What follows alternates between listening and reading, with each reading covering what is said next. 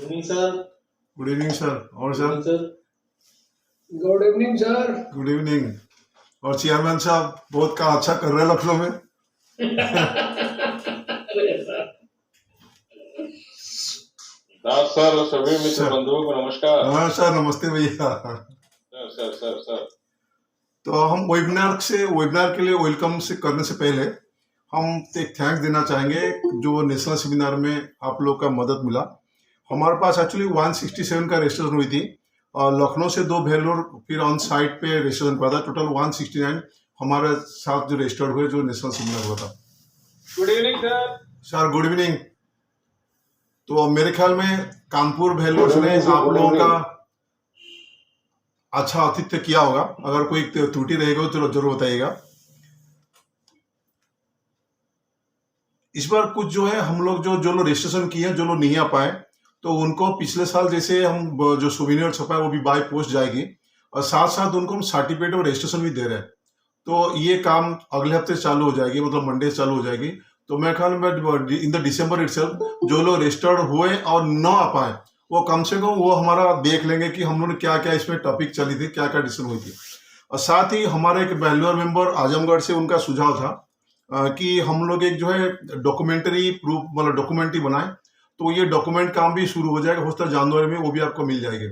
तो ये पूरा हम लोग 25 नवंबर और 26 नवंबर जो हम लोग ने मेट्रो विजिट किया था वो दोनों कंपाइल करके हम लोग डॉक्यूमेंट्री बना रहे हैं। तो आइवा का डॉक्यूमेंट्री इसको पूरा फीडबैक मिल जाएगी। हम देखते हैं कितना क्या अच्छा हो जाएगी क्योंकि ये हमारा पहला कार्यक्रम होगा। तो हो सकता है कुछ अगर कमी रही तो अगले वर्ष सही कर लेंगे, लेकिन ये डॉक्यूमेंट्री बहुत जल्दी आप लोगों को मिल जाएगी जनवरी में। एक थोड़ी चेंजेस और हम कर रहे हैं कि हम लोग वेबसाइट में जो जो मेंबरशिप आप लोग दी गई है, एक्चुअली हमारे एसोसिएशन तरफ से ये था कि सबको हम आइवा /010102 को मिलती थी। उसके बाद हम लोग ने काउंसिल में डिसाइड किया कि हम लोग ने 3 कैटेगरी बनाई, फेलो मेंबर, एसोसिएशन मेंबर और ट्रेनी मेंबर। तो फेलो मेंबर कैटेगरी उनको रख रहे हैं जो लोग जो है इनकम टैक्स से रजिस्टर्ड है, और जो लोग डिग्री करने के बाद 5 साल हुआ थे उनको हम एसोसिएशन मेंबर दे रहे हैं, और जो लोग नए आए हैं 5 साल के नीचे है दूसरे का प्रैक्टिस कर रहे हैं उनको ट्रेनिंग नंबर दे रहे हैं। ये सर्टिफिकेट सब इश्यू हो चुकी है, मतलब शुरू से ही हो चुकी है, लेकिन वो सर्टिफिकेट सब आपको बहुत जल्दी आप उसको डिस्प्ले करनी पड़ेगी क्योंकि हमारा नए जो मेंबरशिप सर्टिफिकेट जाएगी थ्रू वेबसाइट में, वो जैसे हमारा आइवा /001 मेरा नंबर है तो मेरा नंबर हो जाएगा आइवा /FM/001। किसका हो जाएगी आइवा FM/AM इसे हो जाएगी। तो इसलिए वो जो सर्टिफिकेट आप लोग गई हुई है ये 202 मेंबरशिप नंबर जिनका था उनका चेंज हो जाएगी। उसके बाद हम लोग ने जो वेबसाइट में जो डिजाइन कर रहे हैं उसमें सर्टिफिकेट का कलर भी चेंज कर रहे हैं। जो फेलो मेंबर है उनको गोल्डन कलर का सर्टिफिकेट मिलेगी, और जो एसोसिएट मेंबर है उनको सिल्वर कलर मिलेगी, और जो ट्रेनिंग मेंबर उनको ब्रोंज कलर मिलेगी। तो उसी सर्टिफिकेट कलर से देख के आप समझ में आ जाएगा फेलो मेंबर कौन है, एसोसिएट कौन है और ट्रेनिंग मेंबर कौन है। तो ये मेरे ख्याल में जनवरी में, दिसंबर हो सकता ना हो पाए, लेकिन जनवरी में ये सर्टिफिकेट आपको सब मिल जाएगी। और जो सर्टिफिकेट मिल जाए फिर आप कंफ्यूजन न होइएगा, जो सर्टिफिकेट पहले मिल चुके उसको रजिस्टर कर लीजिएगा या रखे रहिएगा, वो पुरानी है, लेकिन ये सर्टिफिकेट को अपने ऑफिस में जरूर टाइम रखिएगा। अपने कार्ड जैसे आप दूसरे संस्था का लिखते हैं कि हम फलाना मेंबर है, ऐसा मेरे ख्याल आइवा वाले कुछ कम लिखना शुरू करते हैं विजिटिंग कार्ड में कहीं पे भी। तो सबसे अनुरोध है कि क्योंकि आप आइवा का मेंबर है तो इसलिए आइवा का मेंबर जरूर डालिए अपना विजिटिंग कार्ड में, लेटर पैड जहां करना है अपना आइवा का मेंबरशिप मतलब मेंबर है ये जरूर उसमें डालिएगा। ये रहा हमारे सेमिनार के बारे में। और सोविनार आपका अगले हफ्ते से भेजना शुरू हो जाएगी, दिसंबर तक आपको मिल जाएगी सोविनार। और जो लोग नहीं आ पाए थे उनका हम भेजेंगे सर्टिफिकेट रजिस्ट्रेशन। तो उम्मीद करता हूँ नेशनल सेमिनार आपको अच्छा लगा होगा। अगर कोई कमी होगी, हरिओम गिरी जी आए थे, तो अगर कुछ फीडबैक देना चाहें तो फीडबैक दे सकते हैं। तो हम आज का वेबिनार शुरू करने से पहले हम आपको वेलकम कर रहे हैं हमारा चेयरमैन डॉक्टर मुकेश, जो हमारा इंस्टीट्यूशन ऑफ इंजीनियर्स के चेयरमैन भी हैं और यूपीटीटीआई की प्रोफेसर है। और हमारे साथ रमाकांत यादव जी भी है, वो आईपी सेक्रेटरी इमीडिएट पास सेक्रेटरी है। तो वो अभी महीने पहले सेक्रेटरी थे और इमीडिएट पास सेक्रेटरी अभी है, तो उनको वेलकम कर रहे हैं। और हमारे साथ हम स्पेशल आज हमारा स्पीकर है अमित कुमार सिंघल साहब। वो डॉक्टर अमित कुमार सिंघल वो मुजफ्फरनगर से है, वो कैपिटल गेन पे डिसीजन करेंगे। और वही मुजफ्फरनगर का आरएम साहब को भी आज चीफ गेस्ट आना था, लेकिन वो शायद नहीं ज्वाइन कर पा रहे हैं, तो आज बिना चीफ गेस्ट हम लोग काम चलाएंगे। तो हमें वेलकम कर रहा हूँ हमारे मुकेश सर से और रमाकांत यादव जी से और हमारा स्पीकर सेंगल साहब से और हमारे साथ जुड़े हुए सभी मेंबर्स जो दूसरे स्टेट से दूसरे सिटी से जुड़े हुए हैं उनको सब वेलकम कर रहे हैं। आज एक्चुअली हमारे साथ जनरल सेक्रेटरी आज क्योंकि आज शादी का मौसम चल रही है, हमारा सेक्रेटरी जनरल सेक्रेटरी ये लोग कोई है नहीं और हमारा वाइस प्रेसिडेंट इंट्रोडक्शन करने के बाद उनका लायंस क्लब मीटिंग है वो चले जाएंगे और बाकी हम मैनेज करेंगे, हम लोग इसे आपस में मैनेज करेंगे। तो शादी के चक्कर में कुछ गैदरिंग होता कम होगी लेकिन फिर भी ठीक ठाक रहेगी। तो मैं हमारा मुकेश सर से अनुरोध करूंगा वो दो बातें। मैं कुछ 1 मिनट ऐड करना चाहता था, 2 सेकंड बस। जी जी जी श्योर। मेरा ये कहना था कि जो भी हम लोग अपनी रिपोर्ट में नीचे मेंबरशिप लिखते हैं उसमें हर रिपोर्ट में नीचे आईबा की मेंबरशिप लिखेंगे। मेंबर आईबा की मेंबरशिप को अपनी रिपोर्ट का पार्ट बनाएं। जहां साइन करते हैं वहां आईबा की मेंबरशिप जरूर लिखें कभी मेरे साथ में। जी जी ये मेरा सजेशन है। मैंने ठीक है लिखना चाहिए। हाँ सर मुकेश सर। हाँ, बहुत बहुत आभार, बहुत बहुत धन्यवाद दास साहब का। और हरिओम गिरी साहब का भी जो सजेशन है वो मुझे लगा कि आपके आईवा के लिए बहुत यूजफुल है। उन्होंने बहुत कंस्ट्रक्टिव सजेशन दिया है। मैं आप सभी लोगों को पुनः शुभकामनाएं देता हूं कि आपका जो नेशनल सेमिनार हुआ, मैं भी उसका पार्ट था लेकिन कुछ व्यस्तताओं के कारण मैं 2 घंटे ही वहां पर रुक पाया था। लेकिन जितनी देर भी था the event was really well organized and that was really very fruitful event. It was attended by a number of professional practitioners across the country. That was a pan-India event. Today, Engineer S.S. Das decided to organize a talk on capital gain. So this is really very exciting topic of today's life because the Finance Minister of India, she has announced that I think in 2024, Government of India has decided to minimize the total number of capital which we kept in our saving accounts.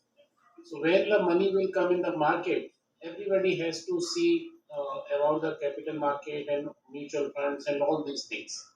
Nobody can remain away from market.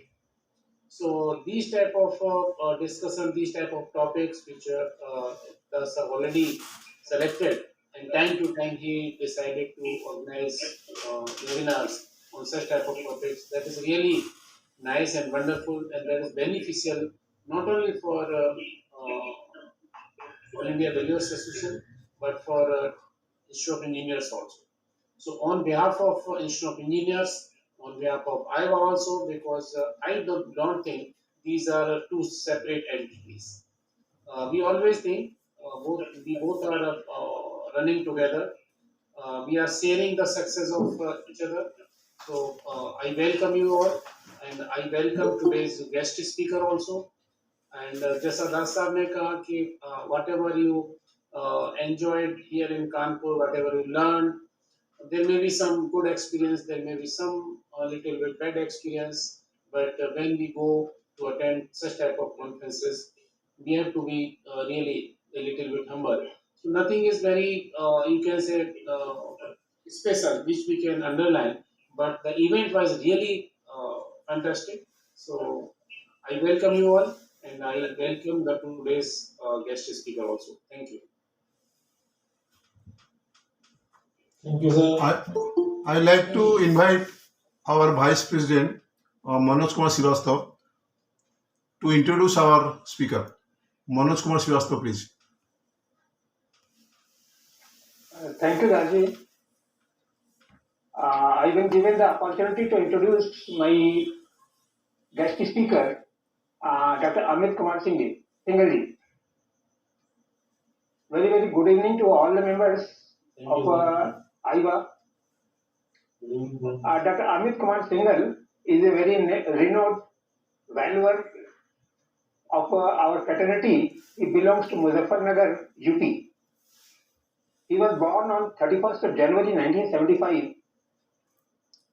He did his BTech in civil engineering from NIT Surat, and thereafter he pursued his MBA in HR and marketing from Punjab Technical University, and later on he did PhD in management, agriculture marketing from Singhania University, Jhunjhunu, Rajasthan. He is a registered valuer of immovable property under 34 AB, and also he is a registered valuer under Companies Act. He started his career as a site engineer with JMC Projects India Limited, Ahmedabad. Later on, he worked as quality control engineer with Sri Balaji Construction, Muzaffarnagar. He was also principal in SD Polytechnic, Muzaffarnagar. He was head Department of Civil Engineering in SD College of Engineering and Technology, Muzaffarnagar. Since he is a visiting professor at Department of Civil Engineering and Architecture in Sri Ram Group of Colleges, Muzaffarnagar also. Since 2019 till date, he is working as professional consultant along with guest lecturer in professional institutions. This was the very short introduction of our renowned valuer Dr. Amit Kumar Singhal, and I hand over this opportunity to our guest speaker to speak on his topic capital gain. Thank you. Sir thank you very much. नमस्कार सब मेरे मित्रों को। सबसे पहले मैं आदरणीय दास साहब को धन्यवाद देना चाहता हूँ कि उन्होंने मुझे इस लायक समझा कि मैं कुछ बोल पाऊँ। दरअसल मैं कैपिटल गेन पे वैल्यूएशंस करता हूँ, तो वो मेरी वैल्यूएशंस लोग पसंद करते हैं, तो मैं दास साहब से जिक्र कर रहा था, तो उन्होंने बोला कि आप इस पर हमारे लेक्चर दीजिए। मैं आप सभी बुद्धिजीवियों के बीच में क्या बोल सकता हूँ, मुझे तो कोई घबराहट हो रही है, लेकिन कोशिश करूंगा कि अपना अच्छा मैं आपके सामने बता पाऊँ। जो मैंने वैल्यूएशंस किए वही मेरी केस स्टडीज हैं, जो प्रैक्टिकल वैल्यूएशन मैंने किए उन्हीं को लेकर के मैं आप सबके सामने आया हूँ। और कैपिटल गेन में क्या चीज़ें ध्यान रखनी चाहिए, क्या लीगल पॉइंट ध्यान रखने चाहिए, और कैसे अपने क्लाइंट का बेनिफिट भी देखना है और अपनी रिपोर्ट को भी डिफेंड करना है, इन पॉइंट्स पर कैसे ध्यान रखना चाहिए, ये मैं अपनी रिपोर्ट बनाते समय विशेष ध्यान देता हूँ। क्योंकि कल को वैल्यूअर ऑफिसर स्कूटनी चला जाए तो हम उसको डिफेंड कर पाए अपनी रिपोर्ट को, ये मैं पहले सोच के चलता हूँ, बनाता हूँ रिपोर्ट्स। उसके कुछ मेथड्स मैंने अपने गुरुओं से सीखे हैं। संभापति साहब की मैंने बीके संभापति साहब की मैंने सेमिनार भी अटेंड की थी, और अपने वैल्यूएशन को करने के तरीके में मैंने चेंजेस किए। तो अपनी कुछ रिपोर्टें जो मैंने बनाई हैं उन सबको मैं आप सबके साथ डिस्कस करूंगा। उसमें कुछ कमियां मेरे में हो सकती है तो आप सब करेंगे, और जो मुझे पता है मैं आप सबके साथ डिस्कस करूंगा सर, ठीक है। तो मैं सबसे पहले जब भी मैं कैपिटल गेन की वैल्यूएशंस करता हूँ तो मैं कुछ, क्योंकि कॉलेज में प्रिंसिपल रहा हूँ, तो लीगल पॉइंट्स का पहले से ध्यान रखता हूँ। तो सबसे पहले तो कैपिटल गेन केवल तभी हो सकता है जब कोई प्रॉपर्टी किसी ने बेची हो और उसकी बेचने की रजिस्ट्री उसके पास हो। सबसे पहले तो मेरा क्वेश्चन ये रहता है, कई बार लोग मेरे पास आते हैं वैल्यूएशन के लिए कि सर ये कैपिटल गेन की वैल्यूएशन निकालनी है, मुझे प्रॉपर्टी बेचनी है, इसको अगले महीने बेचने वाले हैं या 2 महीने बाद बेचने वाले हैं। तो मैं उनको मना कर देता हूँ, बोलता हूँ कि नहीं, जब आप इसको बेचेंगे या बेच चुके होंगे तब आप मेरे पास इसके कैपिटल गेन की वैल्यूएशन के लिए आइए। क्योंकि जो उसने बेचा है प्रॉपर्टी को, उसमें उसका सारा डिटेल वो लिख के देता है कि ये प्रॉपर्टी मैंने कब खरीदी, 1986 में खरीदी, 1990 में खरीदी, या इसी साल में खरीदी, कब मैंने कंस्ट्रक्शन किया, तो रजिस्ट्री में वो डिक्लेयर करता है सब चीजें। तो एक एविडेंस है हमारे पास कि ये जो निर्माण हुआ है, कंस्ट्रक्शन हुआ है, जिस भी ईयर में हुआ है वो सब उसमें लिखता है। फिर उसके साथ वो मैप अटैच करता है आपको रजिस्ट्री में ना, तो उसके साथ वो फोटोग्राफ उस प्रॉपर्टी का उस परचेजर के साथ उसका होता है। ये कुछ बेसिक जरूरी चीजें हैं जो कि मैं कलेक्ट करता हूँ पहले, और उसके बाद फिर मैं वैल्यूएशन रिपोर्ट बनाने से पहले एक रिटन लेटर लेता हूँ उनसे कि ये आप मुझे लिख के दीजिए टाइप तो नहीं कर देता हूँ, प्रिंट आउट निकालता हूँ और उनके साइन करा देता हूँ। ये मेरी हिंदी में इंग्लिश में जैसे वो चाहते हैं ऐसे ऐसे ये हमको इस पर्पज की तो हमने 2022 में प्रॉपर्टी बेची है। हमने 1991 में प्लॉट खरीदा था, हमने 1999 में इस पे कंस्ट्रक्शन किया, ग्राउंड फ्लोर फर्स्ट फ्लोर, ये हमने रजिस्ट्री में अपनी सब मेंशन किया है और आपसे अनुरोध है कि ये रेजोल्यूशन आप इसको बना के दें। तो ये लेटर मैं जरूर लेता हूँ और उस लेटर की कॉपी अपनी वैल्यूएशन रिपोर्ट के साथ लगा के फोटोकॉपी अपने क्लाइंट को देता हूँ। उनसे मैं उनकी डिटेल लेता हूँ कि उनके मकान में उन्होंने देखने जाता हूँ, फिर इंस्पेक्शन करता हूँ तो कितनी हाइट है, क्योंकि हाइट के हिसाब से रेट चेंज होते हैं हमारे यहाँ। मेरे तो कुछ मैंने साथियों को देखा है कि वो वैल्यूएशन रिपोर्ट जब कैपिटल गेन की बनाते हैं तो लैंड रेट तो सर्किल रेट से ले लेते हैं, कई बार वो कंस्ट्रक्शन का रेट भी सर्किल रेट से ही 2001 का उठा लेते हैं। ये लोग तो 1 अप्रैल 2001 की वैल्यूएशन देनी होती है, ये तो सबको मालूम ही है। 1/4/2017 में रूल आया था कि हमको जो कैपिटल गेन की वैल्यूएशन देनी है वो प्रॉपर्टी अगर 2022 में बिक्री है और 2001 से पहले की खरीदी हुई है तो उसमें हमको 1 अप्रैल 2001 की वैल्यूएशन देनी होगी। तो मैं जो उनकी रजिस्ट्री है, जो उन्होंने रजिस्ट्री की है, जिस ईयर में की है, उसको रजिस्ट्री को उनसे मांगता हूँ, उनकी मैप, उसमें मैप देखता हूँ, उसमें उनकी डिक्लेरेशन देखता हूँ कि कंस्ट्रक्शन का उन्होंने क्या दिखा रखा है, कि ये चौखट कैसे दिख रही है। और जो मैं बता रहा था कि सर्किल रेट लैंड का ले लेते हैं और सर्किल रेट की कंस्ट्रक्शन का ले लेते हैं 2001 का अपने अपने जिले की सर्किल रेट की बुक से। तो लैंड रेट तो हम मतलब 2001 का ले सकते हैं, लेकिन अगर हम कंस्ट्रक्शन का रेट सर्किल रेट से ले रहे हैं तो फिर तो वो कैपिटल गेन की वैल्यूएशन नहीं रहेगी, फिर तो वो एक सिंपल कोई भी कर देगा उसको फिर हमारे पास आने की जरूरत नहीं है, फिर तो ये लोग खुद ही कैलकुलेट कर देंगे, क्लाइंट को बेनिफिट नहीं दे पाएंगे, क्योंकि वो कैपिटल सर्किल रेट तो चाहे 8 फुट की गली हो तभी उनका जो लैंड रेट है वही रहेगा, और कंस्ट्रक्शन चाहे वो पुअर हो या कैसा भी हो उनका कंस्ट्रक्शन का रेट वही रहेगा। तो मैं जो वैल्यूएशन करता हूँ मैं CPWD के कंस्ट्रक्शन के रेट लेता हूँ, उन रेट को मैं मॉडिफाई करता हूँ उनके कंस्ट्रक्शन के हिसाब से। मैं उसका पूरा अपना बताऊंगा, आपको डिस्कस करूंगा आगे चल के। सबसे पहले तो मैं जब वैल्यूएशन बनाता हूँ तो मैं उसमें जो रिपोर्ट में सबसे पहला लाइन लिखता हूँ वो लिखता हूँ कि valuation report of immovable property for the purpose of computing capital gains on written consent taken by dash which they sold। Sir मेरे शब्द सुनिएगा, which they sold to सेल्डेड, ये भी सेल्डेड से उन्होंने सेल किया है, क्योंकि मेरे पास सेलर आ रहा है कैपिटल गेन की वैल्यूएशन कराने के लिए, तो उनकी रिटर्न रिक्वेस्ट है उसके हिसाब से मैं कर रहा हूँ। उसके बाद में किस जगह सिचुएटेड मतलब उसको मैं लिखता हूँ। फिर मैं 2 पॉइंट्स एक नोट डालता हूँ ऊपर ही कि this report is the assessment the value of property as on 1 April 2001 as requested by Mr. X, legal and other aspects are not to be considered in this report। दूसरा point मैं जरूर डालता हूँ sir, ownership of the property is legal matter, proving ownership doesn't fall in our service. इसके बाद मेरी report शुरू होती है कि पर्पस ऑफ वैल्यूएशन क्या है, तो उसमें मैं जनरली पर्पस ऑफ वैल्यूएशन में ये लिखना चाहता हूँ जो मुझे अच्छा लगता है, assessment of the value of immovable property as on 1 April 2001 for the purpose of computing capital gains. ये पर्पस हमको बिल्कुल क्लियर लिखना बहुत जरूरी है। उसके बाद जो हमारा क्लाइंट हमारे पास आया है मैं उसमें लिखता हूँ कि मेरे पास क्लाइंट वगैरह आए हैं, लैटिट्यूड लॉन्गिट्यूड जरूर डाल देता हूँ और प्रॉपर्टी के फोटो खींचता हूँ मैं उनको ले जाकर के जो सेल किए हैं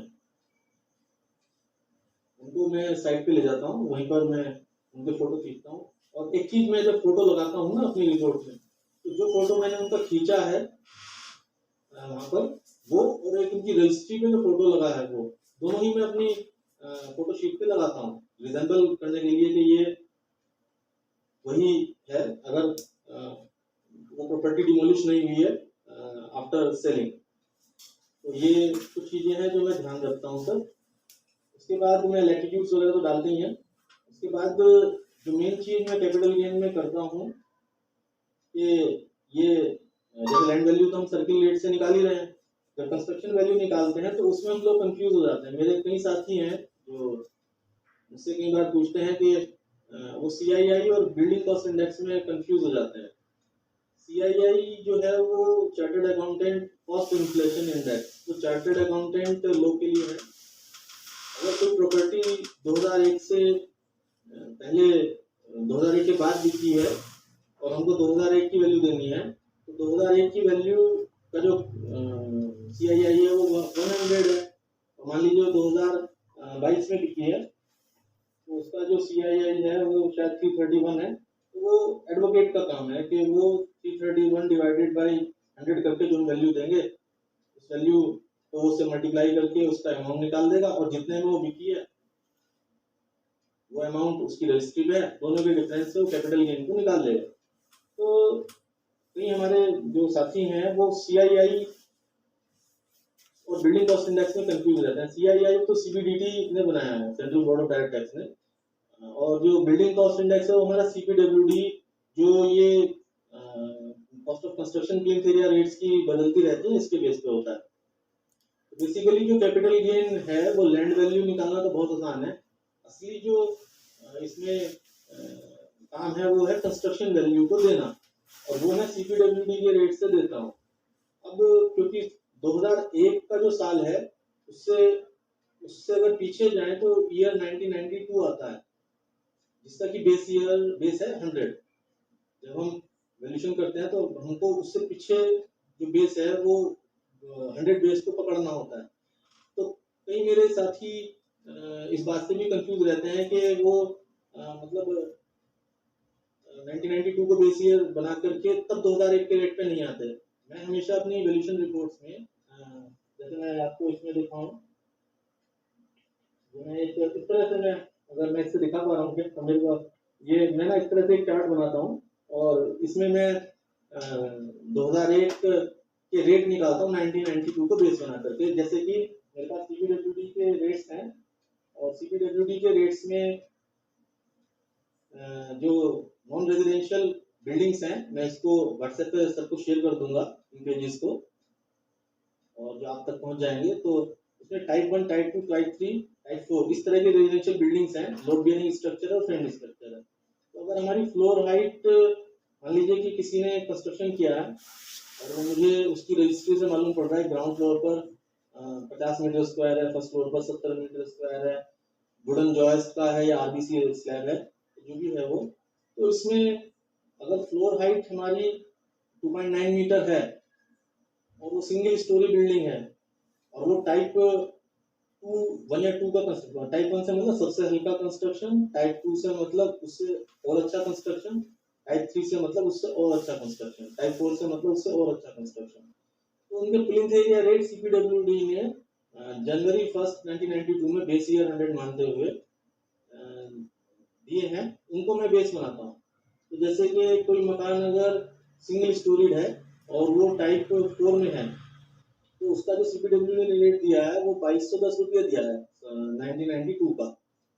ऐसे ही कोई डबल स्टोरी अगर मकान है उसका उन्होंने दिया है 2145 रुपया, ट्रिपल स्टोरी का दिया है 2210 रुपया। तो वो मकान का क्वालिटी कैसा है, टाइप 1 में आ रहा है, टाइप 2 में आ रहा है, टाइप 3 में आ रहा है, टाइप 4 में आ रहा है, उसके हिसाब से मैं प्लिंथ एरिया रेट लेता हूँ।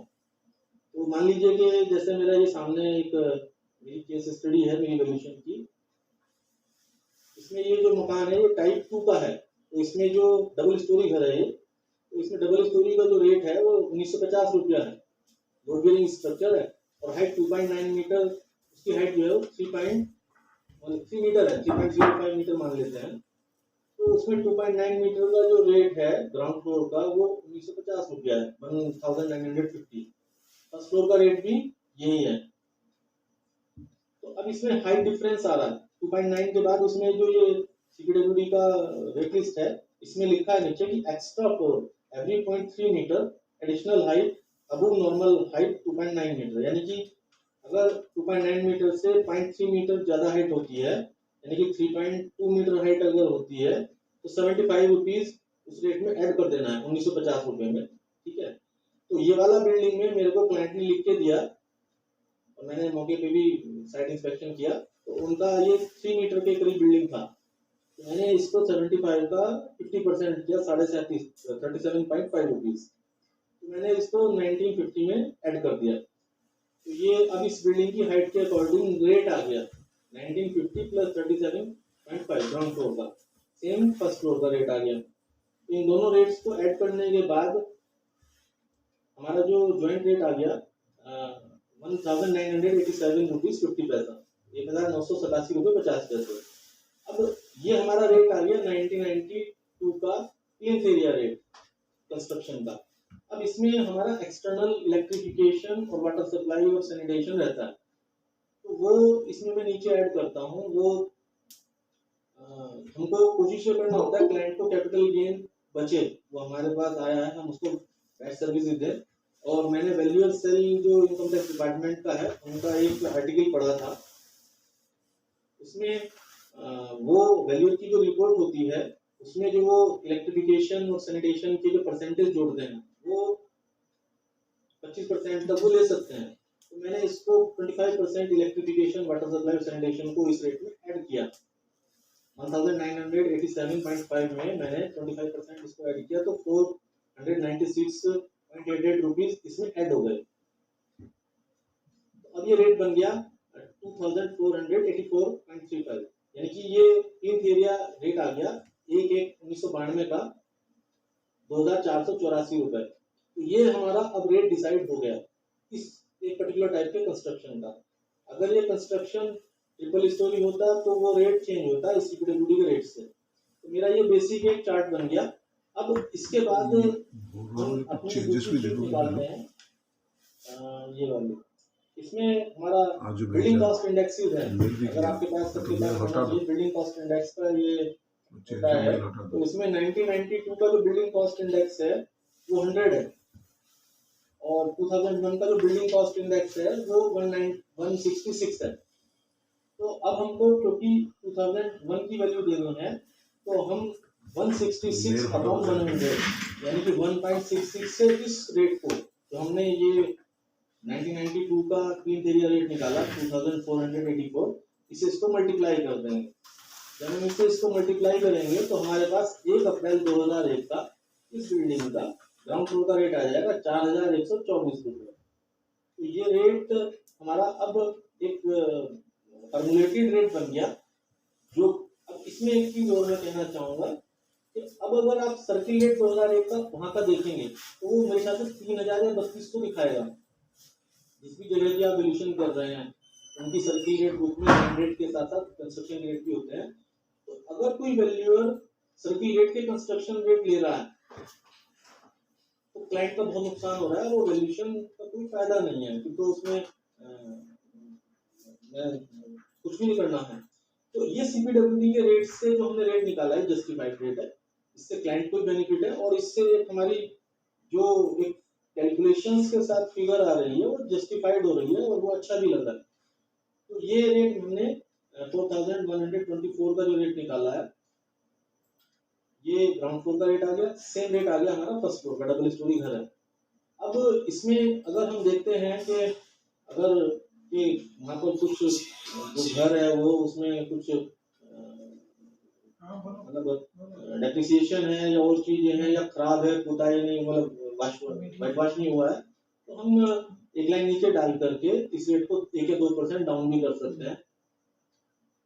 तो वो मैंने, क्योंकि मुझे इस घर में दिखा वो उसमें कुछ कमियां थी, तो मैंने उसको 2% डाउन किया, तो 4000 का रेट मेरा एक आ गया। अब ये रेट मेरा हो गया कंस्ट्रक्शन का सर। अब ये कंस्ट्रक्शन में इनका जो सेल डीड था उस सेल डीड पर इन्होंने डिक्लेयर किया है कि ये जो हाउस है वो 1986 का बना हुआ है, यानी कि 2001 तक ये 1986 में से 2001 में 1986 घटाएंगे तो 15 इयर्स हो गया, तो इसमें 15 इयर्स का डेप्रिसिएशन लगेगा। तो इनका जो ग्राउंड फ्लोर है वो RBC slab with marble flooring and year of construction is 1996, वो अपनी रिपोर्ट में लिखता हूँ as per sold sale deed with exam with proof कि ये सोल्ड सेल डीड में इन्होंने डिक्लेयर किया है कि ग्राउंड फ्लोर आरबीसी का है, मार्बल फ्लोरिंग है और ये 1986 में बना है। पावर एरिया इसका 118 स्क्वायर मीटर है। इसको मैं 4000 से मल्टीप्लाई कर रहा हूँ, जो हमारा रेट निकल के आया, उसकी कॉस्ट आ रही 4,75,000। अब डेप्रिसिएशन, अब क्योंकि एक चीज इंपॉर्टेंट है सर कि अगर आरबीसी स्लैब है उसकी लाइफ 60 साल होती है, आरसीसी स्लैब है उसकी लाइफ जनरली 80 इयर्स होती है। हमारा डेप्रिसिएशन का फार्मूला है replacement cost into age of the building till 2001 into 0.9 upon the structure के हिसाब से 60 और 80। जब हम 60 लेते हैं तो डेप्रिसिएशन हमारा आता है 1.25, जब हम 80 लेते हैं तो 1.5 आता है। तो उसमें क्या ये होगा हमारे पास तो हमको डेप्रिसिएशन का फार्मूला इसमें लक्ष्य नहीं दिया तो बेसमेंट का बहुत डेप्रिसिएशन तो लेस हो जाएगी। यस का आ जाता है 1,06,875। तो इस 4,75,000 में से हम ये माइनस पहले करेंगे की थी तब बेसमेंट जो करते हैं ना बेसमेंट 2000 कंसीडर नहीं कर रहे हैं, नक्शे में पास नहीं है लेस हो जाएगी। and paying for the first floor and the ममती, because ममती की हाइट जो है वो 7 फीट है, तो उसका रेट हम कुछ एडजस्ट करते हैं कम। तो इस तरह से हम तीनों फ्लोर के कंस्ट्रक्शन का रेट निकाल लेते हैं और इसका जो डेप्रिशिएटेड वैल्यू ऑफ कंस्ट्रक्शन आ गया, मान लीजिए कि बेसमेंट कितना होता है? 7,50,000 आ गया, इसमें लैंड वैल्यू को जोड़ देंगे, पहले टोटल वैल्यू आ गया 9 लाख रुपीज। अभी 9 लाख रुपीज 2001 का वैल्यू है इस लैंड प्लस बिल्डिंग का। यहाँ तक हमारा काम खत्म हो गया। अब इसके बाद जब हम क्लाइंट को रिपोर्ट देते हैं तो क्लाइंट इसको अपने सीए के पास लेके जाता है और फिर वो 2022 में अगर सेल किया है तो इस 9,01,000 को 3.31 से मल्टीप्लाई करेगा, 27 लाख की करीब वैल्यू आएगी। और अगर मान लीजिए कि उसने 40 लाख में बेचा है तो बचेगा 13 लाख का, उसको कैपिटल गेन 20% देना होगा। ये एक केस स्टडी है सर जो मैंने वैल्यूएशन दी है और लगातार कर रहा हूँ। कुछ मैं गलत कह रहा हूँ तो कृपया आप मुझे सही कीजिए।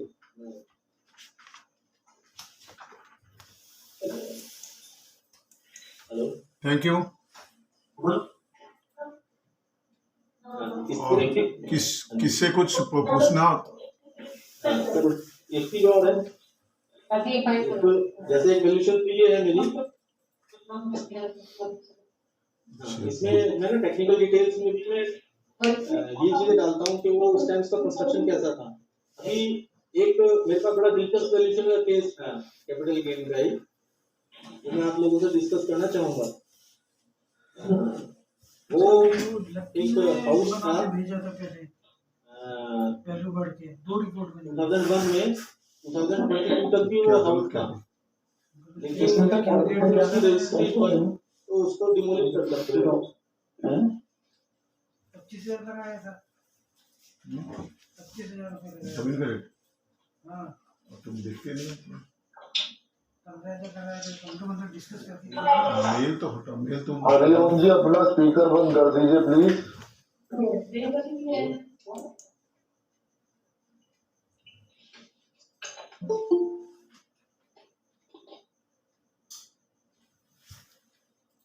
हेलो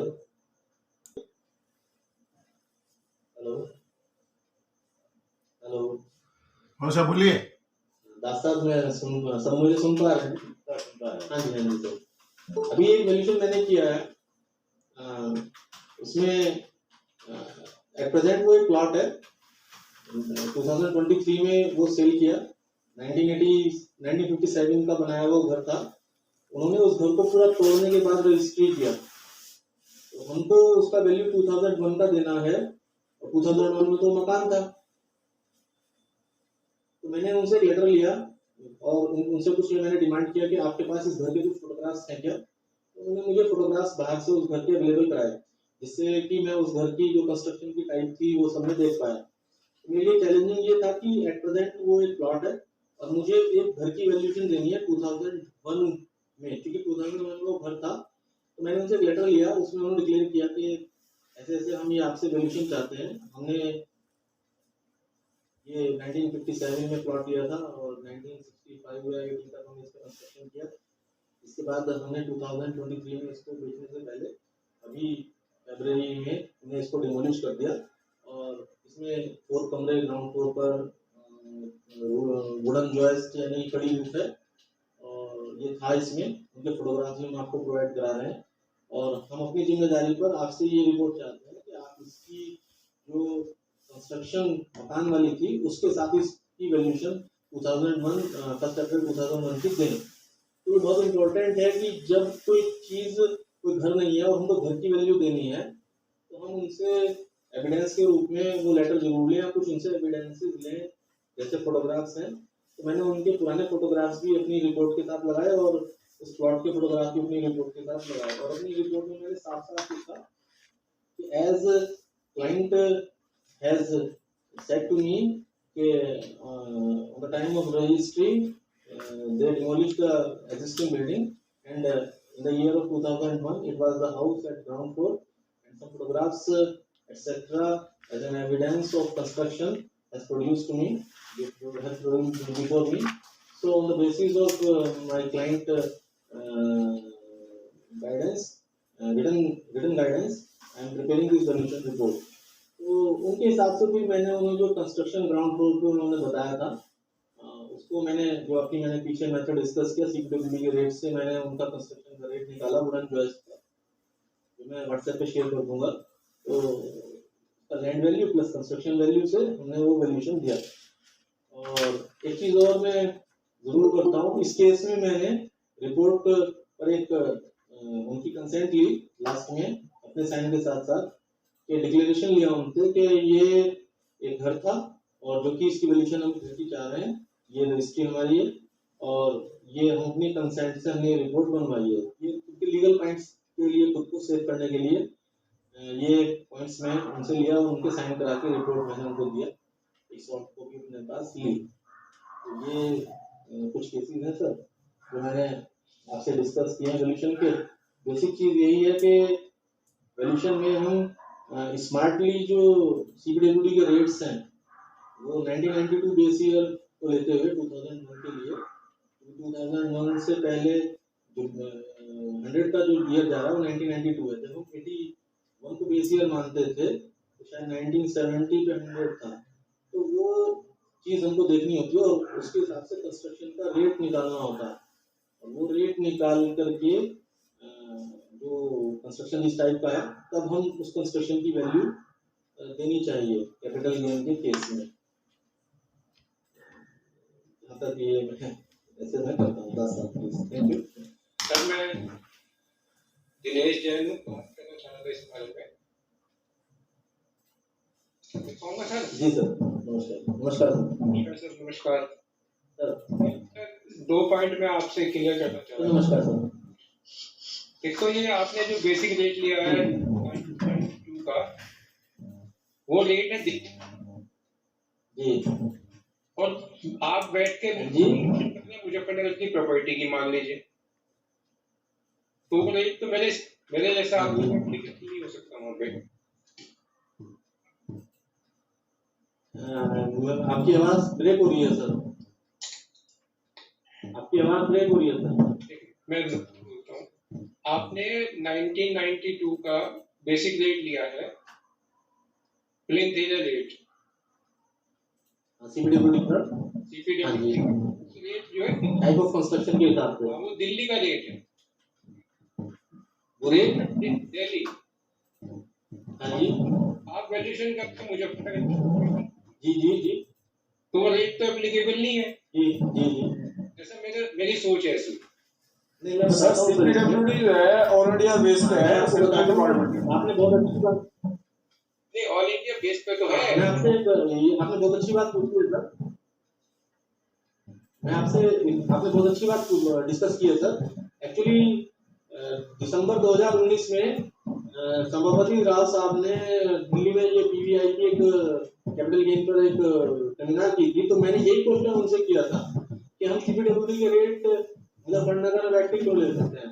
तो उन्होंने मुझे ये कहा था कि वैसे तो आप पीडब्ल्यूडी के रेट भी मुजफ्फरनगर के जो आसपास के वो ले सकते हैं, पर सीपीडब्ल्यूडी एक स्टैंडर्ड चार्ट है जो सेंट्रल गवर्नमेंट वहाँ पे होता है, तो आप दिल्ली के नियर बाई भी हैं तो ये रेट ऑलमोस्ट आप पर एप्लीकेबल होते हैं जैसा उन्होंने मुझे गाइड किया था।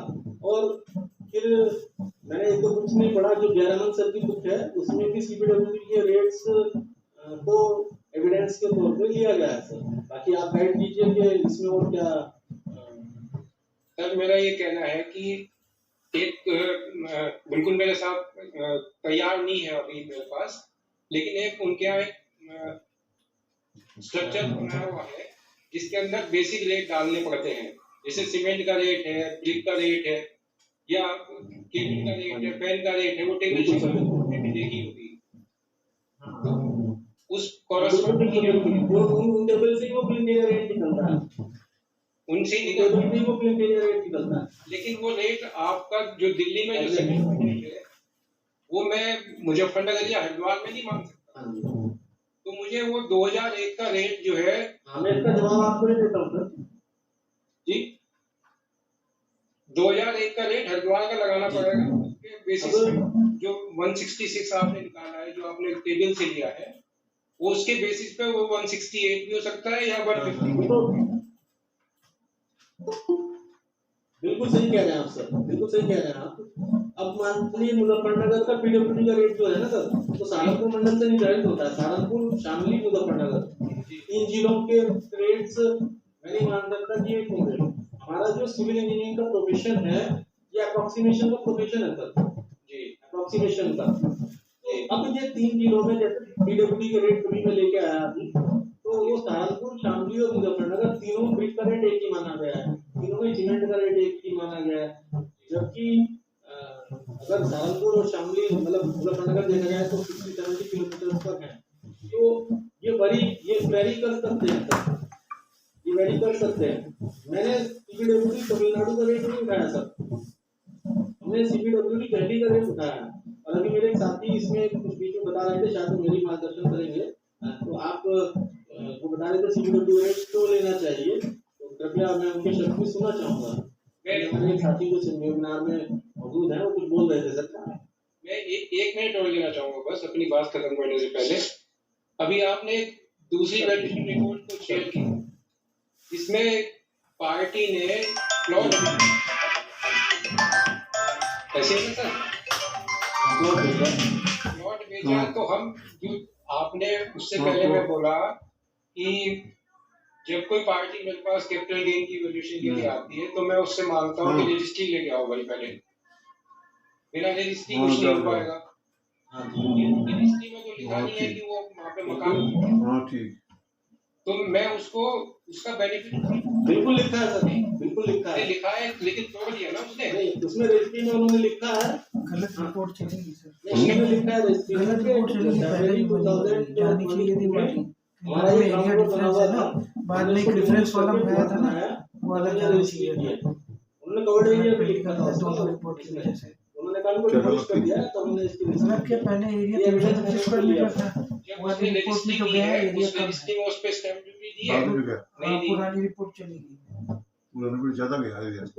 उसने प्लॉट पुरानी में रिपोर्ट में लैंड रेट कम दिया था 15,000 रुपए, बीच हाँ, में तो दिया था इसका मतलब है कि 25,000। वो प्लॉट 2023 में है। दोनों रिपोर्ट निकालो, मेरी दे दो, मेरी मैं जानकारी के देख हिसाब के से उसका बेनिफिट उसको नहीं मिल सकता।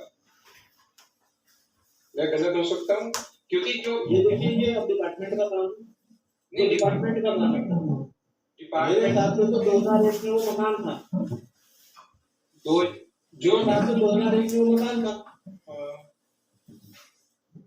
जो राइट एंड बेनिफिट हम उसको सेल डीड में जो दिखाया जा रहा है, उसका बेसिस ही ये, उसका रीजन भी ये आपने भी मांगा, बिल्कुल सही मांगा कि भाई जो तुम बेच रहे हो उसी की तो वैल्यू करूंगा मैं, जो उसने बेचा ही नहीं उसकी वैल्यू कैसे कर दूंगा। मेरा ऐसा हो सकता है, मेरा कोई और मैं आपको बताता हूँ सर, इसीलिए मैंने कोई और मेरे साथी पूछना चाहेंगे, डिस्कस करेंगे, कोई और मेरे साथी।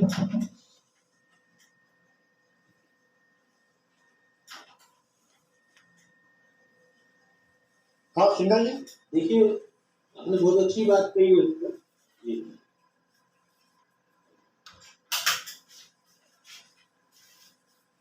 आपने बहुत अच्छी बात अभी कही है कि बेचने के टाइम पर वो प्लॉट है, तो प्लॉट 2023 में है।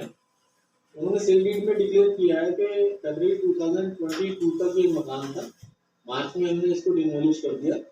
अभी सेल डीड में उन्होंने लिखा है और उन्होंने रजिस्ट्री भी प्लॉट की ही की है, क्योंकि वो मकान भी उनका काफी पुराना हो गया था, तो उसे जो नया खरीदार है वो तोड़ने के बाद नया मकान बनाएगा उस पर, ऐसा उस पर था।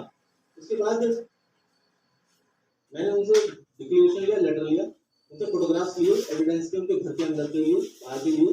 तो मैंने उन फोटोग्राफ्स के बेस पर, उनके लेटर के बेस पर जो ग्राउंड फ्लोर पर उनका बना हुआ था, अपनी वैल्यूएशन में उसको लिखा, लेकिन साथ में लिखा कि this is the hypothetical construction which I am considering it was a construction in 2001.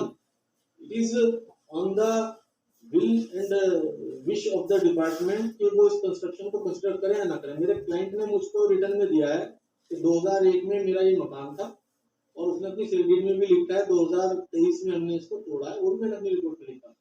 और उन्होंने मुझे ये इसकी स्पेसिफिकेशंस दी हैं। इन स्पेसिफिकेशन के बेस पर मैं ये इनकी ग्राउंड फ्लोर की कंस्ट्रक्शन की हाइपोथेटिकल वैल्यू दे रहा हूँ, क्योंकि ये 2001 से लेकर 22 तक, फरवरी 22 तक एक घर था। और इस पर एक चीज और है इम्पोर्टेंट, उन्होंने अपनी बैलेंस शीट में उस मकान के खर्चों को दिखाया है। वो एक गवर्नमेंट ऑफिसर थे, मैंने उनसे उनकी इनकम टैक्स की क्या कहते हैं वो आईटीआर ली। इसमें उन्होंने अलग अलग ईयर्स में ना उसके कंस्ट्रक्शन कॉस्ट को दिखाया हुआ है। उसको ही मैंने अपनी रिपोर्ट में हवाला दिया कि ये कुछ एविडेंसेस हैं जिसके बेस पर ये मकान 2001 तक था और ये इसके हिसाब से वैल्यू है। तो बाकी आप गाइड कीजिए। मेरे को कुछ बतानी, मेरे को कुछ बतानी इस बारे में। आपका 2 पॉइंट चर्चा हो रही थी। एक तो कॉस्ट इंडेक्स वाले जो साहब ने, जैन साहब ने बताया कि हम दिल्ली का रेट क्यों ले रहे हैं। ये जाहिर सी बात है, कॉस्ट इंडेक्स जो है ये हर शहर का हर प्लेस में डिफर करता है, क्योंकि CPWD से डिसाइड करता है। हर जैसे कानपुर में वहाँ के रेट अलग है, लखनऊ में रेट अलग है, हर जगह अलग अलग रेट है। तो इसलिए प्रैक्टिकली होना क्या चाहिए था, जो हम लोग जहाँ कानपुर के हैं तो कानपुर रेट लेना चाहिए। लेकिन कभी कभी हम लोग क्या करते हैं, CPWD रेट भी लेते हैं। ये डिपेंड करता है कैसे कहाँ किसको बेनिफिट उठा ले, क्योंकि हमारा कोई मना नहीं है कि हम दिल्ली का हम CPWD रेट नहीं ले सकते।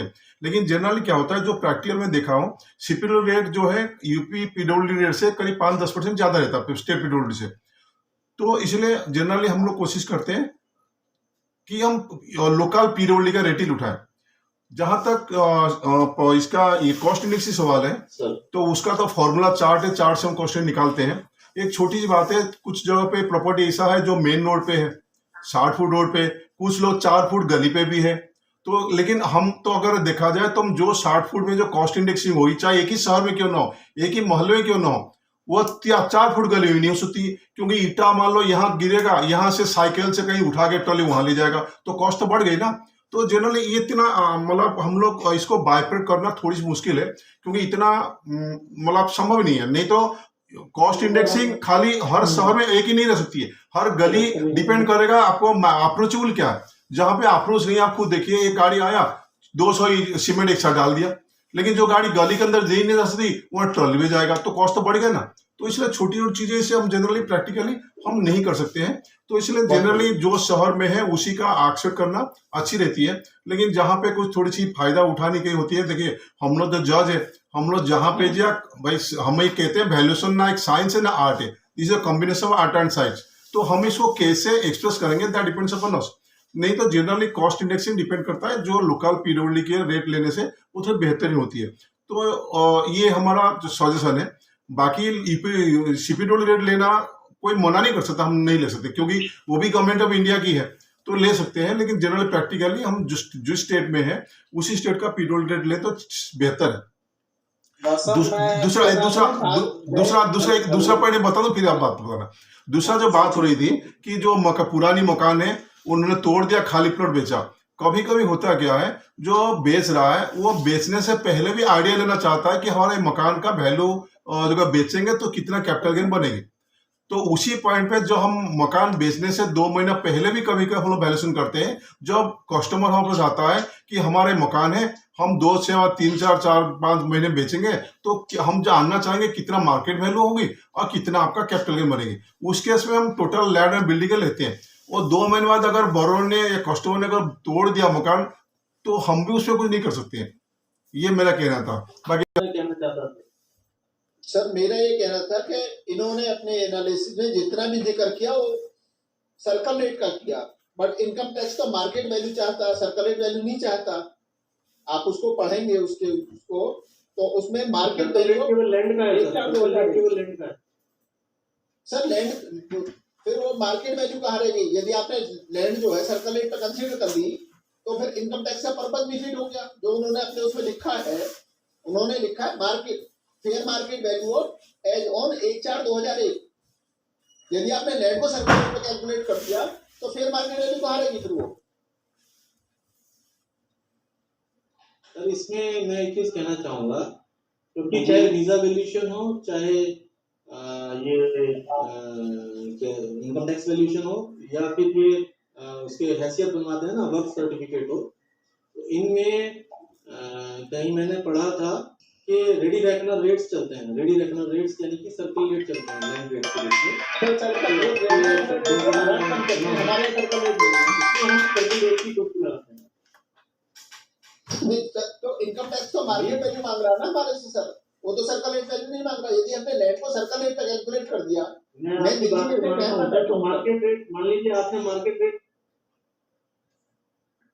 सर मैं आपकी बात बताता हूँ सर, आपके शब्दों को आगे बढ़ाता हूँ। मान लीजिए आप मार्केट रेट ले रहे हैं, 2 सेकंड है। मैं दिल्ली जैसे शहर में बैठा हूँ जहाँ यदि मैं चाणक्यपुरी में आता हूँ तो आज की डेट में जमीन का रेट 20 लाख रुपए गज का है और सर्कल रेट जो 8 लाख रुपए गज का है। तो अब मैं यदि सर्कल रेट पे, तो आज जिस प्रपोर्शन का है उस प्रपोर्शन उस रिपो रहा होगा। हमारे यहाँ दिल्ली में 2007 से पहले सर्कल रेट रहे नहीं, तो हम कैसे कैलकुलेट करें? बिल्कुल ठीक कह रहे हैं। LNGO रेट है, LNGO का रेट जो है जो सज्जन बोल रहे हैं LNGO का रेट वो 1998 तक के है सर, 2001 के नहीं है लास्ट रेट। सर LNDO के 2001 उसमें मेंशन है, 2001 से 6 के दिया हुआ उसमें। सर LNDO का रेट जो लास्ट 1998 तक का आया था वो रेट कम है वैसे, वो रेट कम है LNDO के, उसमें बहुत कम आता है वैल्यू उसका लैंड का। और उसमें अगर कोई एविडेंस है उस पीरियड का, कोई ऑक्शन का, कोई या गवर्नमेंट का कोई प्रूफ है तो वो आप ले सकते हैं मार्केट रेट में। Sir market rate of land in Delhi जो है वो 1/4/1987 से 3/2000 तक है, 31/3/2000 जी। और हम करें 2001 की सर। नहीं हरियाम जी, जो आप शेड्यूल की बात कर रहे हैं वो शेड्यूल जो है वो 1/4/1987 से 31/3/2000 तक का है। ठीक है, 2000 तो 2001 तक का तो नहीं हुआ ना सर वो? नहीं 2001 का नहीं है वो। सर मेरा इसमें एक सबमिशन है, जो सर्किल रेट वैल्यू है उसको मानने में हमें उसका कोई सपोर्ट देने की जरूरत नहीं है, इसलिए उसको मान रहे हैं। बट सर इनकम टैक्स तो फेयर मार्केट वैल्यू मांग रहा है ना सर। एक मिनट पूरी तो सुन ले सर। जो हम आज भी कैपिटल गेन असेस कर रहे हैं वो भी रजिस्ट्री के रेट पे असेस कर रहे हैं, इतने में वो रजिस्ट्री एक्चुअल में हुई है वो तो हम भी कंसीडर नहीं कर रहे। तो एक बात का मतलब फायदा भी है और उसका नुकसान भी है। तो हम यदि उस पे ही स्टिक करें कि जो सर्किल रेट है वही मार्केट रेट है, तो उससे हमें बर्डन ऑफ हमारे ऊपर कम हो जाएगा थोड़ा। अभी नहीं भले ही उसको बेनिफिट क्योंकि एक चीज और है सर, एक मिनट सर, एक मिनट। यदि वो एस्टेब्लिश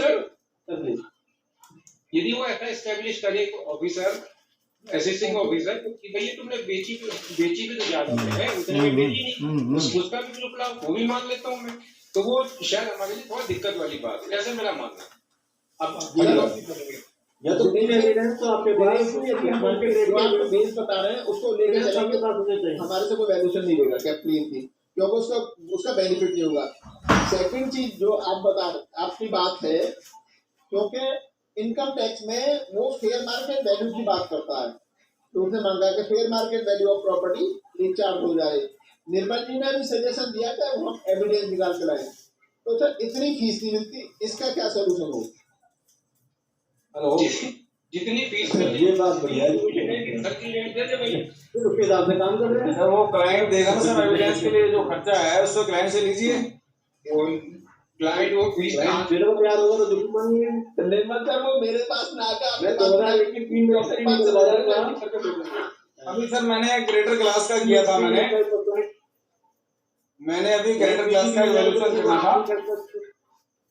हाँ सर, मैंने अभी ग्रेटर क्लास का वैल्यूएशन करना था, तो 2001 का रेट नहीं मिल रहा था, एलएनडीओ का रेट कम था। अब वो क्लाइंट कह रहा है ये तो रेट बहुत कम है, बहुत कम आ रहा, तो मैंने कहा फिर एविडेंस, अब उसके पास भी कोई एविडेंस नहीं था। फिर मैंने अपने किसी वैल्यू फ्रेंड से वो एविडेंस लिया, 250 गज का पार्क फेसिंग मकान था कोई, और उस मेरा प्लॉट था बीच का। मैंने वो 250 गज का एविडेंस लिया, जो एक ऑक्शन हुआ था कोई, उसमें फिर वो 10% लेस करके मैंने उसका रेट ड्राइव किया उसका, मैंने पार्क फेसिंग प्लॉट का। तो वो इस तरीके से मैंने उसका रेट निकाला फिर मैंने लैंड का। जी मतलब कुछ एविडेंस तो जरूरी है। एविडेंस के बगैर सर नहीं कर सकते। सर्कल रेट अगर 2001 का एलएनडीओ का रेट परफेक्ट है, उसमें वो पूरी लिस्ट है, उसमें दिल्ली के रेट दिए हुए हैं, उसमें जो सिग्नेचर है एलएनडीओ ऑफिसर के, वो आप ले सकते हैं। हाँ, Hariom sir. Hello, Hariom sir.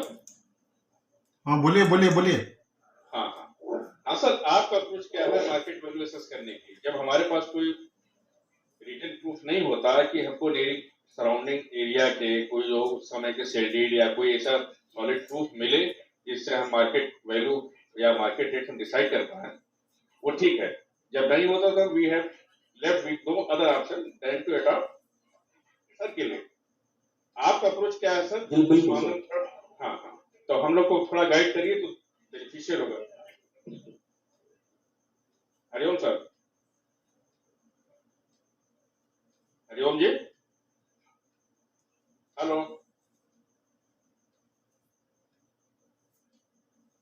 Hello, Sanjay Jain बोल रहा हूँ। हाँ सर, बोल। इसमें क्लैरिफाई करना चाहता था। 2021 में एक अमेंडमेंट आया है सेक्शन 30 में इनकम टैक्स में, उसमें मार्केट रेट लेना ही नहीं है, नहीं, उसमें केवल लेना है प्रॉपर्टी का कैपिटल गेन पर। ये उनका सर्कुलर है क्या? सेक्शन 50 में अमेंडमेंट बोल रहे हैं ना, उसमें सेक्शन वेरिएशन 5% तक आप कर सकते हैं। मैक्सिमम वेरिएशन सर्किल रेट से 5% तक अलाउड है। और अगर इसको शेयर आप करते हैं तो हम बहुत कर देंगे तुम्हें ना इसी के ऊपर। बहुत अच्छा रहेगा सर शेयर करने के लिए। उसमें मार्केट रेट की इसलिए ये मेरे को पढ़ा था सर, मैं हाँ हाँ है ना। अच्छा दिल्ली के बाद की कॉपी नहीं था मैंने इसके बारे में। सर दिल्ली के केस में क्या करेंगे?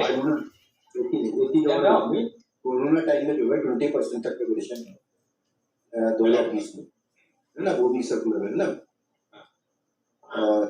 इसमें जो है ये है या तो आपका मार्केट रेट या सर्किल रेट जो भी ज्यादा 2001 में, है ना, वो लिया जाएगा।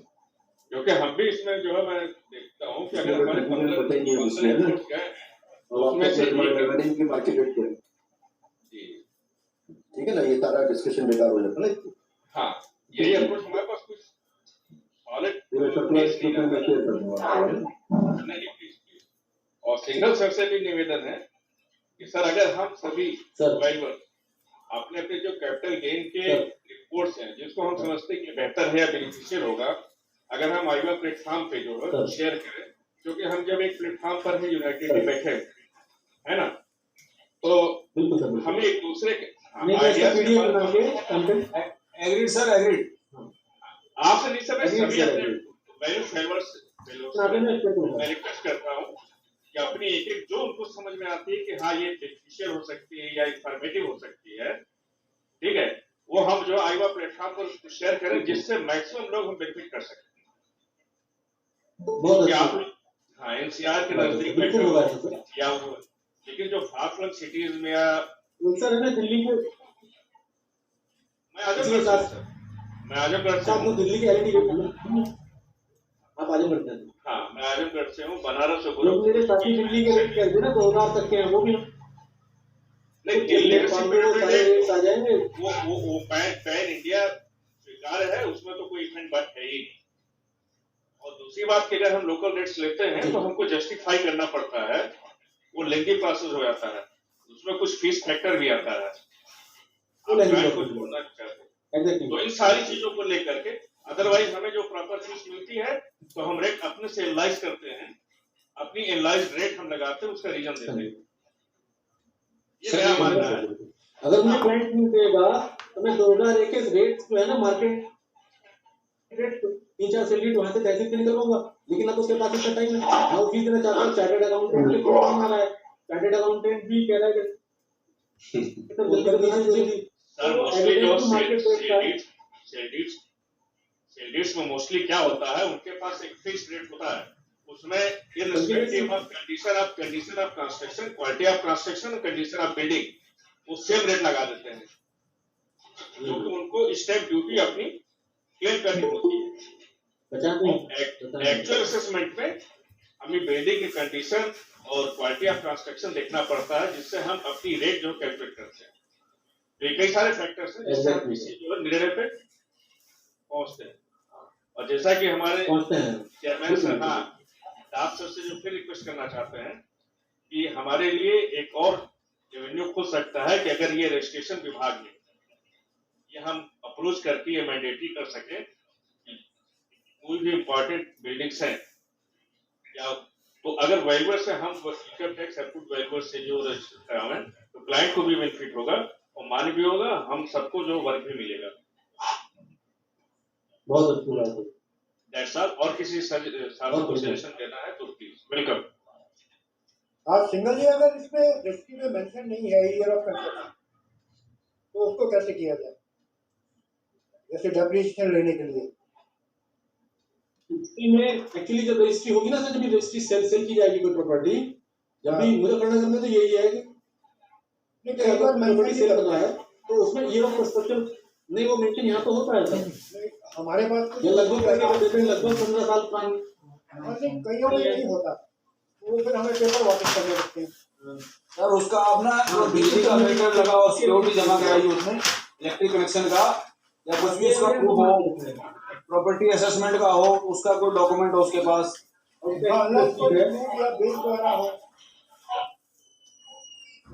होना जरूरी है। बिल्कुल सर, प्रूफ होना जरूरी है। जैसे इस केस में मैं प्लॉट का बता रहा हूँ सर, प्लॉट की इसमें मैंने भी हाउस टैक्स की रसीद ली है 1965 की और बिजली का बिल भी लिया है 1965 का, कितना पुराना था इनके पास, वो मैंने भी रिपोर्ट में लगाया।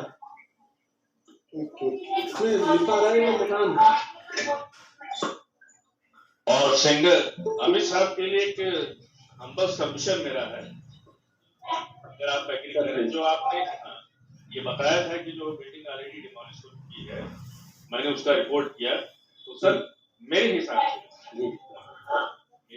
से हमें बिल्डिंग की वैल्यू नहीं करनी चाहिए, क्योंकि पार्टी ने बेचा, सेल किया है, सिर्फ प्लॉट बेचा है, उसके बाद वो उसकी प्रॉपर्टी, बिल्कुल सही कहा आपने, है ना। और ये लिख देने से हम अपने जिम्मेदारी से नहीं बच सकते कि डिपार्टमेंट के ऊपर है कि वैल्यू ये कंसीडर करे या न करे, क्योंकि जब party clear cut open plot ही बेचा है तो why should be assess building value. बस इसमें एक चीज मैं आपसे जानना चाहूंगा सर, मैं एक चीज आपसे जानना चाहूंगा सर, अगर पार्टी की रजिस्ट्री में ये लिखा है कि वो जो डिमोलिश हुआ है वो 2023 में हुआ है और हम जो वैल्यू दे रहे हैं 2001 की दे रहे हैं, 2001 में बिल्डिंग है सर 2001 की वैल्यू है, हमारी प्रॉपर्टी है, हम उसको किस रूप में हम सेल तो कर रहे हैं, प्लॉट के रूप में। हमने पार्टी से अपने बिल्डिंग का कोई क्लेम तो कर रहे हैं, बिल्डिंग के रूप में तो हमने उससे एक पैसे नहीं लिए, बिल्डिंग में हमें कैपिटल गेन का बेनिफिट तो मिलना चाहिए, ऐसा मेरा मानना है सर। अगर उसकी रजिस्ट्री में मेंशन है कि इतना बिल्डिंग बना हुआ था तो उसको आप क्या करेंगे? नहीं, बिल्डिंग बना हुआ तो ठीक है, लेकिन वो बेनिफिट तो सिर्फ प्लॉट का ले रहा है, बिल्डिंग तो बेची नहीं उसने। सर जो उसका सेल डीड जो बेचा है उसने, अगर उसमें मेंशन किया हुआ है कि बिल्डिंग इतना बना हुआ है 2022 में बेचा मान लो, और उसका फिर आप कैसे करोगे जो ये बात बता रहे हैं? सर जो है अगर वो बिल्डिंग को लेता तो भले वो पार्टी जो परचेजर है वो उसको डिमोलिश करता, उसकी कुछ कास्ट कम ले लेता, गिराने का कास्ट ले लेता, लेकिन बिल्डिंग जिसने उसने बेची ही नहीं है, ये मेरा ख्याल है। इस पे जो अगर हम और साथियों से नहीं मैं सहमत हूँ, मैं बिल्कुल आमंत्रित करता हूँ, है ना। सजेशन ये मैटर ऑफ डिस्कशन है, मेरे ख्याल से ऐसा नहीं होना चाहिए। अभी सिंगल साहब ने बोला ना कि जो बेचे उसकी उस पे कैपिटल गेन होगा, प्लॉट बेचा है ना तो उसी में हमने प्लॉट सिंगल साहब ने बताया ना कि बेचा है उस पर वैल्यूएशन होनी चाहिए। नहीं, अगर प्लॉट बेचा है और रजिस्ट्री में प्लॉट ही मेंशन है, उसमें बिल्डिंग नहीं है, तो फिर नहीं लेना चाहिए। अगर रजिस्ट्री में मेंशन है और उसके बाद तोड़ दिया, मान लो उसने जो लिया, जिसने परचेज किया, तो उसमें नहीं, उसने तोड़ा है, अगर तुमने तोड़ा है तब तो हम बिल्डिंग की कास्ट लेंगे। हाँ, यस यस। नहीं, लेकिन अगर सेलर खुद अपने आप से बिल्डिंग डिमोलिश करके अगर सेलर जो है बिल्डिंग डिमोलिश करके सिर्फ प्लॉट बेच रहा है, तो हम बिल्डिंग की वैल्यू क्यों कंसीडर करेंगे? हाँ, अगर उसने मेंशन नहीं किया तो उसमें नहीं लेंगे। नहीं, मेंशन किया भी है तो भी ऐसा देखो, अभी तोड़ा उसने 2022-23 में, 2001 में वहाँ मकान था, तो आप कैसे उसको इग्नोर करेंगे बताइए? सब तोड़ा किसने है? तोड़ा उसी ने है, लेकिन जब उसने सेल किया है तो सेल में मेंशन किया है ना कि मेरा 2000 ये बना हुआ था, इतना एरिया है, सेल में मेंशन किया है। बना हुआ तो उस एरिया का तो उसने जो सेलिंग को उसने स्टैंप ड्यूटी पे किया है, वो तो सिर्फ लैंड के लिए किया है सर। सर मैं कह रहा हूँ बेनिफिट उसने सेल में लिए हैं, वही तो एंटरटेन किए जाएंगे। सर कवर्ड एरिया उसने मेंशन किया है ना, बिल्डिंग का कवर्ड एरिया मेंशन किया हुआ है, तो उस केस में तो आपको लेना पड़ेगा sir. Sir covered area mention करने से कुछ नहीं, उसने स्टैंप ड्यूटी दी है उसकी, नहीं दी। स्टैंप ड्यूटी जब उसने बिल्डिंग में दिया ही नहीं है तो फिर कैसे हो जाएगा? गलत है वो बिल्कुल। मतलब आप इसको ऐसे समझे ना, वो गलत है। ऐसा क्यों सोच रहे हैं कि हम नहीं सर, ये हम डिस्कस कर रहे हैं सर, डिस्कस कर रहे हैं।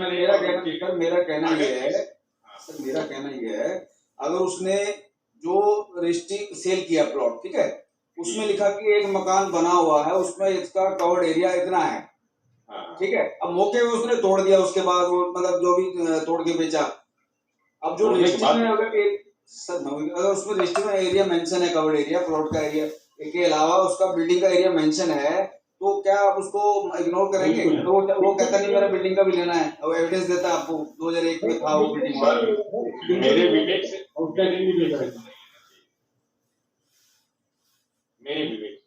मतलब वो हमारे नहीं, हम भी प्रयास करेंगे। हम आप सभी से रिक्वेस्ट करते हैं कि आप लोग भी अपने स्तर पे किसी एक्सपर्ट से, या जो इवन अगर कोई इनकम टैक्स का करो, मैं भी कोशिश करूंगा ITO से बात करने की। अगर इस बारे में कोई इन्फॉर्मेशन मिलती है, मैं जरूर शेयर करूंगा ग्रुप में। लेकिन आप सभी से रिक्वेस्ट है कि इस पहलू पे जो है अपने अपने हिसाब से आप लोग सर्च करिए। कैपिटल गेन होता है sir, sale minus purchase. Sale हुआ है उसी का एक्विजिशन बिल्कुल गेन जो होता है sale minus purchase acquisition cost, उसी की एक्विजिशन कॉस्ट हमने ले ली। वैल्यूएशन निकालते समय तो हमें सर दोनों चीज देखनी पड़ेगी ना, लैंड का भी बिल्डिंग का भी। अगर बिल्डिंग मेंशन है तो सर इस मैटर पर हमें डिस्कशन मतलब और नॉलेज लेने की जरूरत है। Okay sir. और सभी से फिर एक बार रिक्वेस्ट है कि अपने अपने एक्सपीरियंस या जो अपनी जो बेस्ट रिपोर्ट्स हैं हम एक दूसरे से शेयर करें, क्योंकि नंबर सभी के पास है, तो हम एक दूसरे से डायरेक्ट कांटेक्ट करके भी हम बात कर सकते हैं। इसमें एक्सचेंज ऑफ नॉलेज भी होगा, बिल्कुल, और एक्सपीरियंस भी बढ़ेगा। और बिल्कुल ठीक बात है सर, ठीक बात। Thank you sir. Thank you. और कोई क्वेश्चन? अच्छा, मैं थोड़ी हटके कुछ बोलना चाह रहा हूँ। संजय ने कहा कि हमारे रजिस्ट्री ऑफिस में हम लोग को क्या होना चाहिए। एक्चुअली हम लोग लगे हुए उसमें, तो हम यूपी से स्टार्ट कर रहे हैं। रेवेन्यू बोर्ड में का अच्छा खासा काम चल रहा है। मैं मंडे को जा रहा हूँ लखनऊ। हमारे साथ लखनऊ का चेयरमैन सेक्रेटरी भी रहेंगे, तो उनसे काफ़ी बातें आगे हुई है। एक बार क्योंकि हम पहला अटेम्प्ट यूपी में है, अगर यहाँ से सक्सेस हो गए तो ऑटोमेटिकली यूपी में जितना डिपार्टमेंट है, खाली रेवेन्यू बोर्ड नहीं है, लेबर डिपार्टमेंट, जो डिपार्टमेंट है, कंसर्न डिपार्टमेंट, सबसे हमारा वैल्यूएशन मानी जाएगी। तो इसलिए उस पर चिंता करने की जरूरत नहीं है।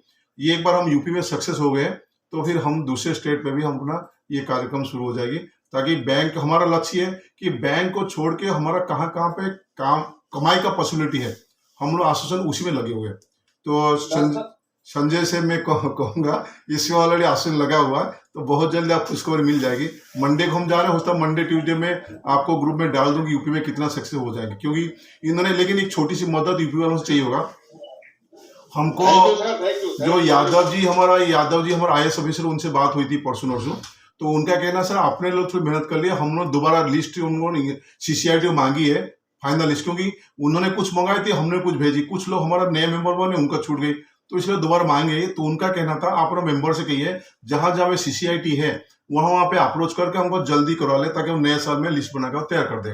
तो मंडे को हम इसी काम के लिए हमारा लखनऊ का चेयरमैन सेक्रेटरी और हम तीनों लोग वहाँ रेवेन्यू बोर्ड भी जा रहे हैं। और थोड़ी सी स्टेट बैंक में कोई दिक्कत थी, हमारा विजिलेंस और DGM विजिलेंस से बात हुई है LHO में, तो उसमें भी जा रहे हैं। और थोड़ी बैंक ऑफ इंडिया में हमारा भाई लोगों को थोड़ी दिक्कत थी लखनऊ का भी, तो इसलिए वहाँ भी जा रहे हैं। तो मंडे को मेरे ख्याल में जो रेवेन्यू बोर्ड है जो प्रोग्रेस हो जाएगी तो हमारे चेयरमैन सेक्रेटरी ग्रुप में डाल देंगे हम लोग क्या बातें हुई, तो इसलिए उसका टेंशन ना लीजिए, हम लोग लगे हुए काम में। और कोई डिस्कशन मुद्दा? सर एक सजेशन मेरा ये था। जी सर। दिल्ली NCR को भी सर कवर करे आईवा अगर तो ज्यादा अच्छा रहेगा सर। ऐसा ना मैंने कहा ना हमारा जहां जहां पे मेंबर है वहां हम सभी कवर करेंगे, ये क्योंकि पहला अटेम्प्ट हम थोड़ी कोशिश कर रहे हैं। अगर ये जैसे कि हमें थोड़ी मालूम तो पड़े ना है सिस्टम क्या है, क्योंकि यहाँ लखनऊ नजदीक अप्रोच हो जाएगी, तो एक बार यहाँ से एक्सपीरियंस ले लेंगे तो हम हर स्टेट में हर स्टेट में शुरू कर देंगे। तो इसलिए आप बिल्कुल टेंशन न लीजिए, थोड़ी हम एक्सपीरियंस हो जाए ना कैसे क्या सिस्टम क्या है, तो सिस्टम मालूम हो जाएगी तो हम तो हर एक जगह अप्लाई कर देंगे इसको। और हम दिल्ली मेरे ख्याल अगले महीने जून में शायद जाएंगे दिल्ली, तो वहाँ थोड़ी PM ऑफिस से थोड़ी सी परिचय की है, तो वहाँ जुगाड़ करके भी हम लोग उसमें लगे हुए कर रहे हैं उसको। तो पहले रेवेन्यू बोर्ड यूपी का हो जाए, फिर हम, क्योंकि एक बड़ी एक्सपीरियंस है और चेयरमैन सेक्रेटरी मालूम है कितना मेहनत हम लोग उसमें कर रहे हैं। थोड़ी सी अगर एक्सपीरियंस ज्ञान हो जाएगी ना तो ये ज्ञान को हम आगे इस्तेमाल करें, कम समय में हमारा काम हो जाएगी। अच्छा, और कोई LHO लखनऊ में किसी का स्टेट बैंक कोई की दिक्कत है जैसे लखनऊ वालों को थी, क्योंकि हम लोग जा ही रहे DGM विजिलेंस से मिलने के लिए इस सिलसिले में, अगर किसी का कोई दिक्कत हो बताएं तो हम भी उनको उनके सामने पेश करेंगे। सर हम लोग का तो जो हम लोगों ने बनारस में जमा किया है, नहीं वो तो अगर है ना, क्योंकि LHO जो है वो बनारस में सभी तो उसी के अंडर में आएंगे ना। हाँ, क्यों LHO का DGM विजिलेंस सब मिलने जा रहे हैं मतलब मंडे को। सर दिल्ली LHO का भी पता नहीं चला सर हमारा फॉर्म भेजा या नहीं भेजा। एक्चुअली मैं सोच रहा, मैं देख रहा था ग्रुप में डिस्कशन हो रही थी, उसे थोड़ी सी हम लोग कमी कुछ रही, या तो ऐसा आगे के लिए सिस्टम बनाइए, अभी भी कर सकते हैं कि जैसे हम लोगों ने लखनऊ में जैसे जानकारी हुई तो हमने तुरंत जो उस दिन शाम को AGM को चिट्ठी लिख दिया, ताकि कि हमारे 10 लोगों का जो मेंबर को आपने जो है फॉरवर्ड नहीं करी। उसके पीछे पहला मकसद ये था कि उनको ये जानकारी हो कि इससे पीछे आंदोलन लगा हुआ। दूसरी था वो हमको बता देते हैं कि ना हमको ये मेंबर ने फॉर्म जमा ही नहीं करी। तो ऐसे अगर सिस्टम दिल्ली में हर जगह पे अगर ऐसा हो जाए कि हमने फला जगह जमा करी, तो हम एक बार उनसे कंफर्म कर ले सर ये मेंबर आप क्या जमा करी, तो एक कॉन्फ्रेंस में मुहर लग जाएगी, हमने आश्वासन का मेंबर यहाँ जमा करी, कल को ना नहीं कर सकते। तो ये अगर इस बार जो हो गया, अगले बार से फिर ये क्योंकि समय बहुत हो गया, अगले बार से मेरे ख्याल ये सिस्टम अपनानी पड़ेगी। आप जो जहां जिसे भेज रहे भेजने के बाद तुरंत हमको जो है आश्वासन लिख दें, ताकि हम उसी ब्रांच को तुरंत ले कॉन्फर्मेशन हो जाए कि भैया हमारा आश्वासन का मेंबर यहाँ सबमिट किया। वो इस बार शायद संभव नहीं है, अगले बार से भी इस ध्यान देंगे हम लोग। जैसे बनारस ऑफिस से अगर हमें पता कर लें कि वहां से जो हमारे आगवा के मेंबर्स हैं जिन्हें जो 7 नाम है सर, वहां से जो इन्होंने LHO भेजा है या नहीं भेजा है, तो ये आप काम करो ग्रुप में डाल दो। ये हमारा लखनऊ का जो एक है ना बनारस का जो चेयरमैन सेक्रेटरी है जो वाइस चेयरमैन है, ये जाके पता कर पूछ लेंगे। या तो ये हो जाए कहाँ बनारस में कौन कौन जमा के ग्रुप में पड़ जाए, हम उनसे पूछवा लेंगे। ठीक। अगर हम लोग भी कानपुर जमा किया, हमें कोई कॉन्फर्म थोड़ी कि हाँ गया, लेकिन ये हमारा गारंटी हो गया होगा, बस ये सबका विश्वास तो होती है ना। Okay sir, thank you sir. और कोई टॉपिक के बारे में?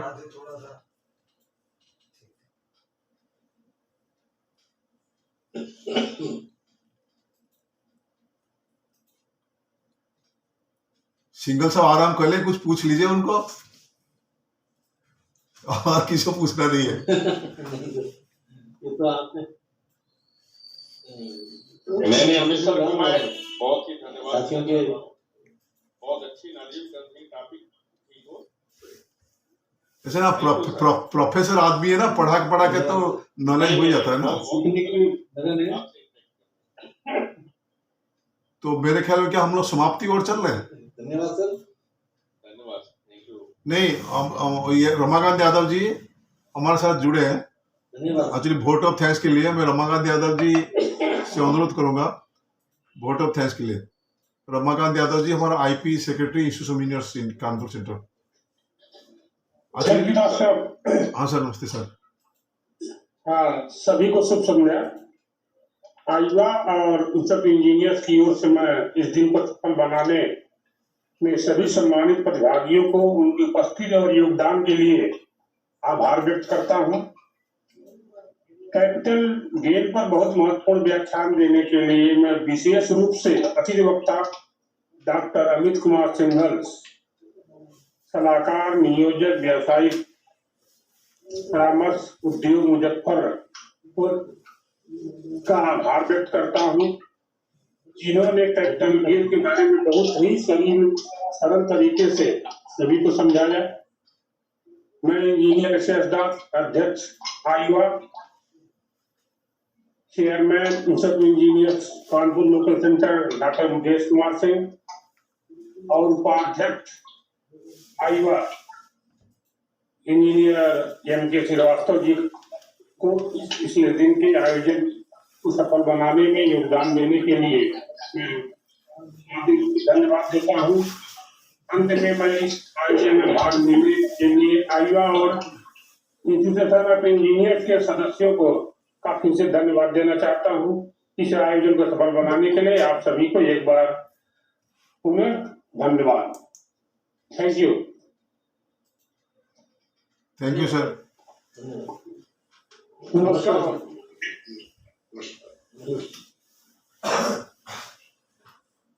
पांडे जी